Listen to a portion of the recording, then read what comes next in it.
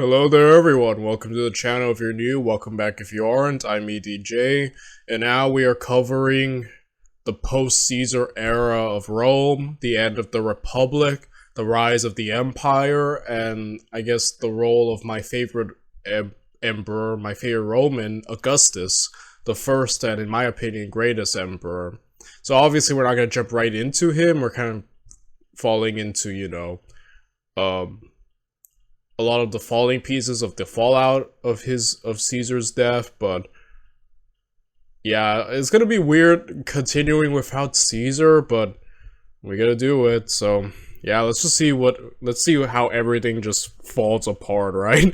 The moment he dies. So if you want to watch this video without me talking or commenting, the link's always down in the description down below. Without any further ado, let's do this. Let's watch what happened in Rome after Caesar's assassination.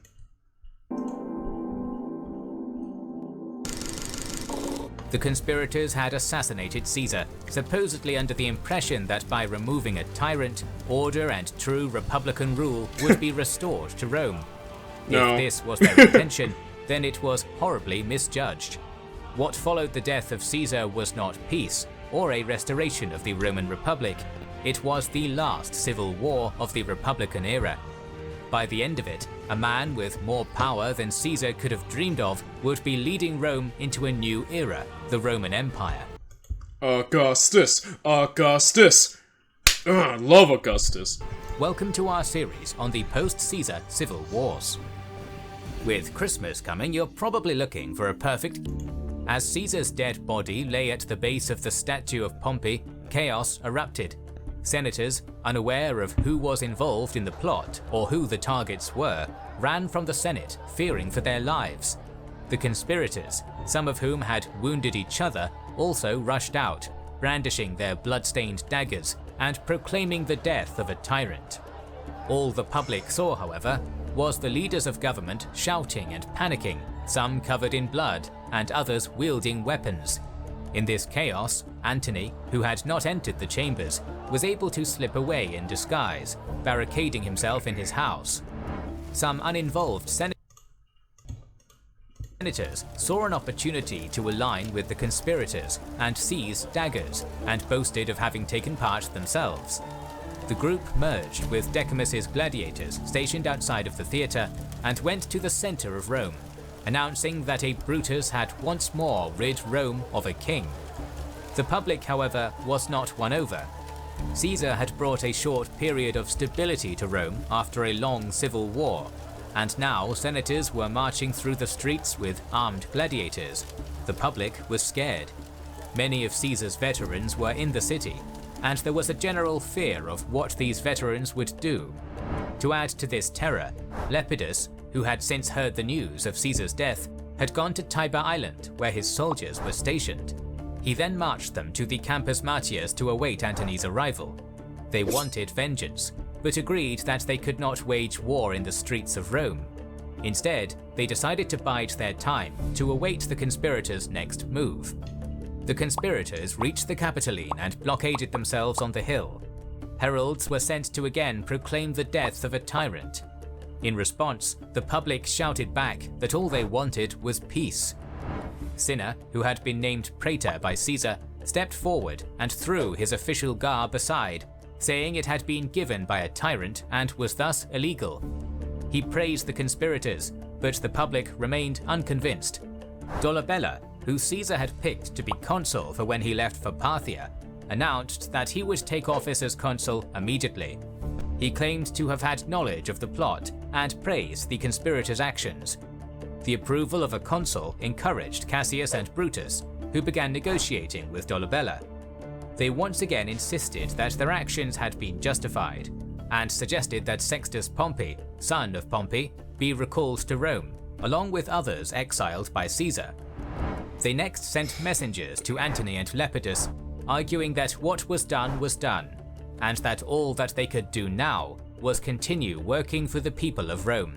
Caesarians, still hungry for revenge, were nervous, particularly of Decimus, who owned the gladiators and was governor of Cisalpine Gaul, putting him in command of a significant army. They could not risk putting themselves at odds with him and agreed to negotiate. Antony, who was still consul for the year, ordered that the Senate be summoned. The Senate convened, with the conspicuous absence of the ringleaders of the conspiracy, despite them having their safety assured by Lepidus and Antony. Cinna, however, was present in his praetorian attire, which he had previously denounced as being given by a tyrant. The public, outraged at this hypocrisy, attacked him. I was about to say, what a hypocrite. I was like thinking that. He was almost killed by the mob, but was saved by Lepidus's soldiers, who escorted him to his house. The Senate was divided. Some denounced the conspirators, a larger portion praised them, and others took a middle ground, simply wanting peace. It was initially proposed that a vote be taken. If the majority found Caesar to be a tyrant, then his laws would be voided. Before this vote could be taken, however, Antony stood and pointed out that Caesar had appointed many magistrates for the next 5 years. If Caesar's laws were illegal, so were these appointments. Dolabella, who was too young to legally run for consul, and whose only claim to the consulship was Caesar's appointment, immediately changed his position, claiming to— Oh my goodness. Yeah, some of these people didn't care about liberating the Republic. There really was just a sign, right, of just that there is— some of these people were definitely just in it for their hatred of the man. So, yeah, you're seeing it through the hypocrisy and now through this. Mark Antony's holding his own, though. Like, you know, the situation I think he handled from this pretty well, actually. Really great.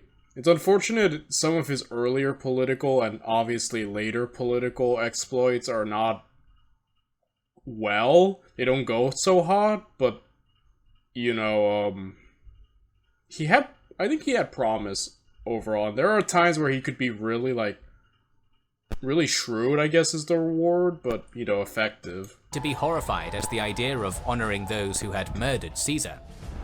Antony then also pointed out that Rome was full of Caesar's veterans, and that they would likely not take kindly to Caesar's laws being repealed. Many of the laws pertained to the veterans, including providing for their retirement, and voiding these would almost certainly lead to a revolt by some of the most experienced soldiers of the Republic.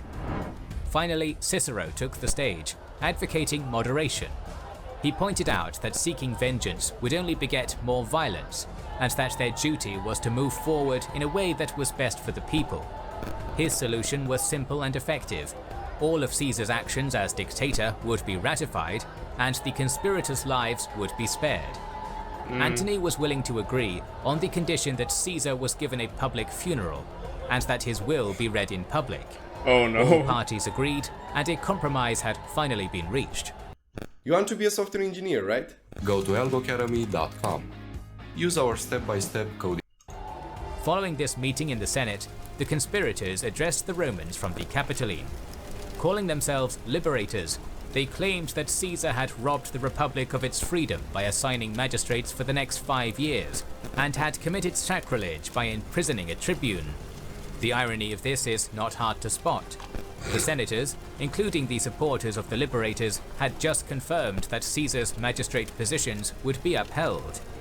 They had the opportunity to revoke these privileges and had denied it. Moreover, though Caesar had indeed imprisoned a tribune of the plebs, the liberators had murdered a dictator, a far more serious sacrilegious offense. Brutus and Cassius also promised to give land to Caesar. Yeah, I'm starting to think that these guys didn't fully think it through. It seems like, okay, we'll kill Caesar. We're heroes. It's like, no. Like, you really didn't have a plan, did you? Like, you get kind of the impression of that. Caesar's veterans. Although, as Antony had pointed out, there was little choice but to appease the veterans. Nevertheless, the crowd was assured by the two men that they at least seemed to be speaking peace rather than further war.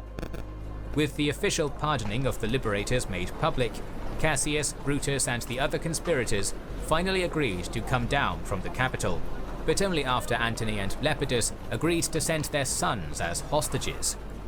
As had been decided earlier, Caesar's will was read to the public.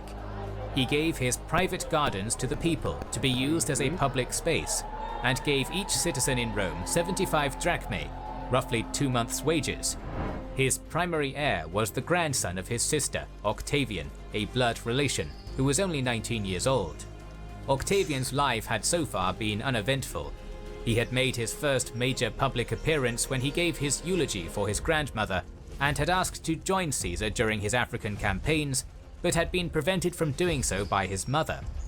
Instead, he had been allowed to join Caesar during his Spanish campaign, but had been too sick to take part in any meaningful way. While Caesar's will was being read... Can I just say that, yeah, I think Octavian was studying, what, astrology, I believe? But, yeah, I think that's it. I could be wrong. But, point is, you know, when often great men, a sign of a good rule, or like, you know, I guess dictate, you know, I'm applying this to like kingdoms and like empires, but one of the most important things a ruler can do is pick a good heir, or like make one. And I think Caesar's choice of Octavian was the most like brilliant thing he's ever done. Like he chose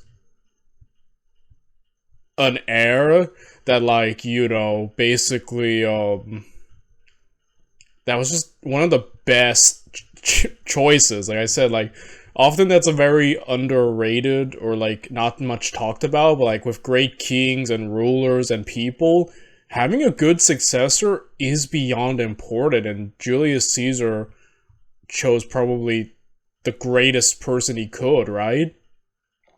And it's a shame that Augustus struggled a lot, but then again, a lot of his heirs kind of died off. A lot of the people he was grooming to succeed him died, until he was kind of left with Tiberius. You know, which may or may not have been Livia's fault. I'm joking. I know apparently there's no actual proof that Livia murdered all of Augustus's heirs, but it is something a lot of people do believe, so I don't know. I would like more proof, but I don't know. Octavian was undergoing military training in Illyria alongside the 6 legions Caesar had picked for his Parthian campaign, not expecting this sudden change in power, wealth and prestige. Perhaps even more shocking was Caesar's secondary heir, who was to inherit the wealth if Octavian had died before Caesar, Decimus Brutus, one of the leading assassins in the plot. Upon hearing the will, the people began turning against the liberators. Caesar's body was brought out, with the crowd lamenting loudly, and the stage was set for Antony to have arguably his most impressive moment in Roman. I know, right? Now here comes Mark Antony, you know, he's like, "Friends, Romans, countrymen, lend me your ears. I come to bury Caesar, not to praise him." And then going on about how, what an honorable man Brutus is. By the way, I know that's not actually exactly what he said. That's like the Shakespearean play dialogue. I think when I was actually looking it up, apparently like what Antony said specifically is lost, or that no one apparently wrote it down, but like, you know, we don't know exactly verbatim what he said, but that essentially, I think what I like about the Shakespeare thing is it gets the point across. It was to rile up the people, and he succeeded in that. In one of the greatest speeches of all time, apparently, you know? So yeah, Antony had his moments, dude. You know, I know a lot of people want to be like, oh, he was, yeah, his mismanagement of governing Rome, and his blunders against Augustus later on, but I think Antony definitely had his moments of brilliance, for sure. In politics, he read all the laws passed by Caesar that would now be upheld, giving particular weight to those that related to the people specifically. He read all the titles that Caesar had been granted, protector of the country, father of the country, and emphasized the sanctity of Caesar's offices. Antony broke down into tears, and then lifted the bloody toga of Caesar on a spear for all to see, bringing the crowd to a boiling point.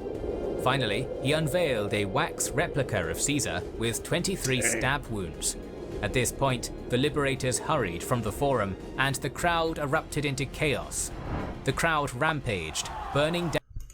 Dude, Mark Antony really, like, put it on. The theatrics, the wax thing, like, he was laying it on thick. Like, that's kind of amazing, though. Like, he was going for it, and he succeeded for sure. Down the Senate chambers where Caesar had been assassinated, and hunting for the liberators throughout the city.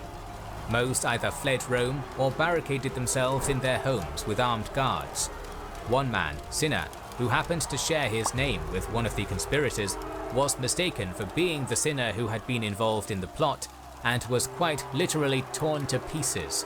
They seized Caesar's body, carrying it to the capital to burn and bury him with the gods. But there they were stopped by priests of the temple. Instead, they took Caesar's body back to the forum. Benches, parts of stalls, any wood that they could get their hands on was piled into a huge pyre, and Caesar's body was burned atop it. As his body burnt, people flung dedications into the pyre, including weapons, armor, jewelry, and clothes. With one speech, Antony had turned the public against the liberators and forced them to flee. The only ones who remained were Cassius and Junius Brutus, who, as praetors of Rome, only held power within the city. Antony was the master of Rome. At first, the Senate blamed him for the riot and hunting of the liberators. However, Antony worked quickly to win them over. A man called Amatius claimed to be the grandson of Gaius Marius, and thus related to Caesar, and had been a leading figure in the riots. On April 13th, Antony had Amatius executed without a trial, and this won him the support of the Senate, but severely damaged his standing with the plebeians, who took to the forum in protest. In response, Antony dispersed the crowd with soldiers, then proceeded to execute the ringleaders. In less than a month, Antony had alienated himself from the plebs and aligned himself firmly with the Senate. To further secure this alliance, Antony abolished the office of dictator, and even suggested that Sextus Pompey be recalled and named commander of the seas. The Senate eagerly accepted, and even Cicero was for a time won over by Antony. However, it did not take long for Antony to begin abusing his power. He began spending Caesar's vast fortune, which was in his care to distribute to Octavian and Caesar's other heirs, and fabricated various legislation purportedly written by Caesar to further his own agenda. Yeah, like I'd say, you're starting to see the... Yeah. He paid huge gifts to win cities and foreign princes to his side, began naming new members of the Senate, and amassed a huge bodyguard, perhaps as many as 6,000 Caesarian veterans who had fought alongside Antony. Lepidus, who was the other leader of the Caesarian party, had been advocating for revenge, but Antony was quick to placate him with the marriage of his daughter to Lepidus's son, and appointing Lepidus as Pontifex Maximus. Antony was focusing power into his own hands, making Cassius and Brutus wary. They had no supporters among the plebs or veterans, and the Senate was now being increasingly won over by Antony. Both men subtly excused themselves from politics in Rome and retreated to their houses in the country. From here, they sent messages to Decimus in Cisalpine Gaul to ready his legions, and to Trebonius in Asia and Tilius in Bithynia to begin raising funds. By this point, Antony effectively held as much power as Caesar had done, and rumors circulated that he was seeking a province with an army to command. Some senators were still not supporting him though, which encouraged Dolabella, the other consul for the year, to oppose Antony whenever possible. Antony, however, was aware of how ambitious Dolabella was, and encouraged the young man to request the command of Syria for the following year, including command of Caesar's planned Parthian campaign. Rather than put this to the Senate first, as was the custom, Antony persuaded Dolabella to take the new proposed law straight to the people. Syria had been assigned to Cassius, however, and the Senate attempted to block the proposal, but Antony was able to force it through. The law was passed, and Dolabella was thus given command of Syria and the legions. Antony then requested the Senate to give him the governance of Macedonia, a province Caesar had assigned to Brutus. With Dolabella being given such a rich and powerful province, this seemed a relatively small demand, Macedonia having no legions, so the Senate relented. Cassius was compensated with the governance of Crete and Cyrenaica, while Brutus was given Bithynia. Meanwhile, Octavian had still been in Illyria, debating his best course of action. Some encouraged him to take control of the army that he'd been training with and seek revenge. His parents, however, wrote to him to come to Rome as a private citizen in order to attract as little attention as possible, claim his wealth, and retire. Octavian knew he had to be in Rome to understand the situation, and so he left the army and sailed across the Adriatic. When he arrived in Italy, more accurate information regarding the assassination and Caesar's will was sent to him. Still, he was uneasy, many encouraging him to denounce the adoption by Caesar completely. When he arrived in Brundisium, however, huge crowds flocked to him, and veterans greeted him as Caesar's son. Octavian immediately accepted the adoption, officially changing his name to Gaius Julius Caesar. Hearing this, more and more soldiers, veterans, and sympathizers flocked to his side. Along with them came more news from Rome, the appointments of Antony and Dolabella, the proposed recall of Sextus Pompey and other exiles, and more. With his increasingly large retinue, Octavian now made his way to Rome. However, as a private citizen, Octavian had no real power in Rome. Antony was the man with all the power, and more importantly for Octavian, all of Caesar's possessions, including his vast fortune. In order to have any real power in the city, Octavian needed this money. He not only had Caesar's legacy of 75 drachmae to each citizen to distribute, but also political allies to repay and others to bribe. Octavian thanked Antony for giving Caesar a proper burial, but criticized him for not having seized the moment when the populace was on his side to hunt the liberators down, and for having given too many concessions to the Senate, Brutus and Cassius. Finally, he asked for the gold that Caesar had amassed for his war against Parthia in order to pay the citizens of Rome, and also asked Antony to either give him a loan from his private purse or from the treasury to cover his other expenses, while Octavian... I think Octavian does end up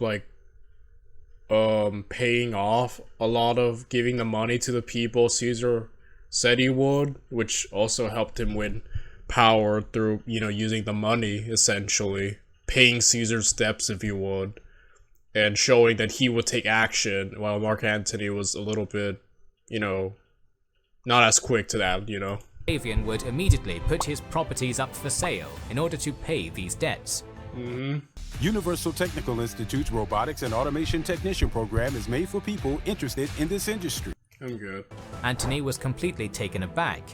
Octavian had no power, had no Yeah, now you're seeing the brilliance of Augustus. Like I said, I like calling him by his emperor title. I know some people are sticklers for that, like, it's Octavian, but I'm like, I call him Augustus. I don't know. But,